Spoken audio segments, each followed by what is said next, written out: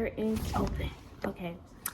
Hey, Mr. and Mrs. Sassy. Okay, so I've come to you guys today to speak on the Naziah Harris situation because it has been weighing very deeply on my heart.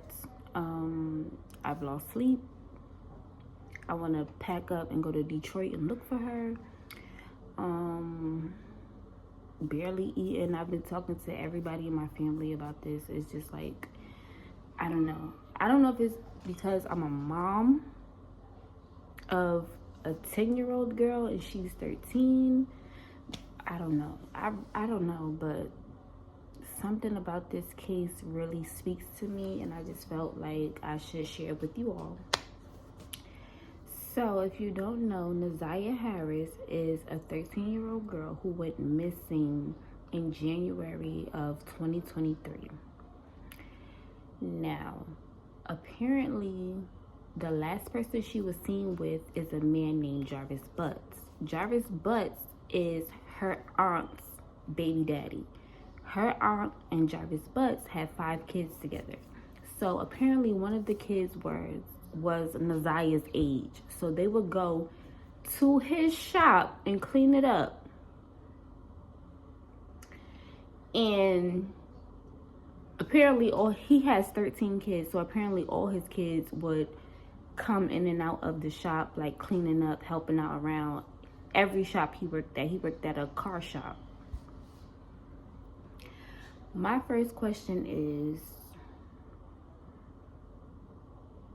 okay, he worked at a car shop.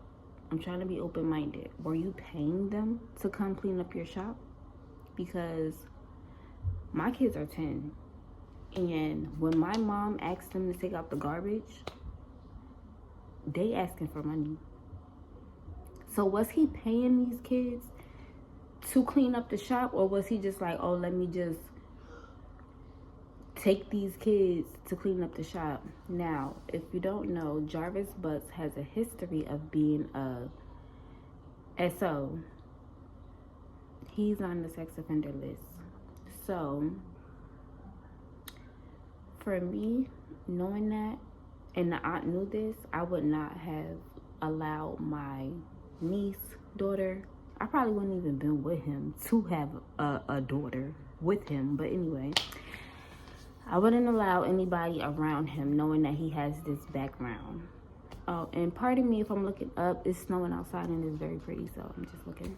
But I would not have allowed him around my daughter, anybody, any kid, if I'd known that he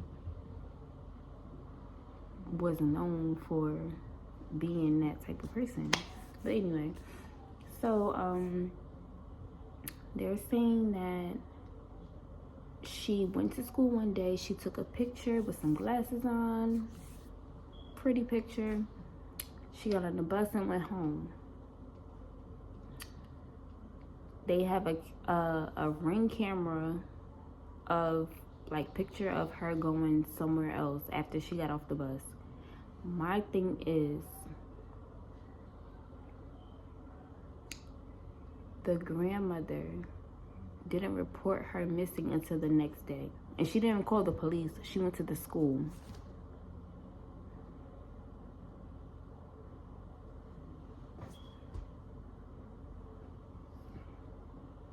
As I said before, I have a 10-year-old daughter.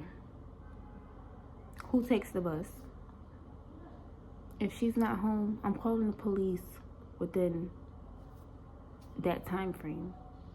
If I know that she's supposed to be home, they said Naziah is always home at 3 o'clock. They said she got off the bus at 2:55. That means the bus stop is not far from the house. If I seen that my daughter was not home by 3 o'clock and I call her and she's not answering the phone, I'm calling the police. If it's unlike her, she's a good student, she has no beef with nobody, I'm calling the police. Fuck the next day. I'm not waiting till the next day to call nobody. I'm not going to no school. The school gonna find out. The school probably will find out the next day, but the cops gonna find out the same day. Me and my family going on a search we gonna find that baby. So that's why it's just like something is fishy is really going on. And last week was the hearing, and we're going to trial, thank God. So last week was the hearing, and it just seems like everybody failed her. Like, her mom is not in the picture. Her dad, unfortunately, is deceased now, but apparently he wasn't in the picture back then, allegedly. I don't know. I don't know these people. She resided with the grandma. The grandma waited the next day to contact police or school, whatever. And the aunt failed her. And when in the hearing, it just seemed like nobody cared for this baby, and it just hurts my heart so bad. Like, I really want to pack my stuff and go to Detroit and look for her. Look where the cops did it. Put this case together at the end of the day, because this is a 13-year-old girl. She has her whole life ahead of her. Now, when the grandma did the hearing, the grandma, she was caught in like 10 lies. At least 10 lies, the grandma. She was like, she's a good student. No, my daughter doesn't live with me. It was proved. She later on admitted that her daughter does live with her with her 5 kids. And she said, they asked her in the beginning of the interview, how many kids live in your house? This lady said 6. So that would be her daughter's 5 kids and Nazaya, right? Then she goes and says she has an additional 2 kids.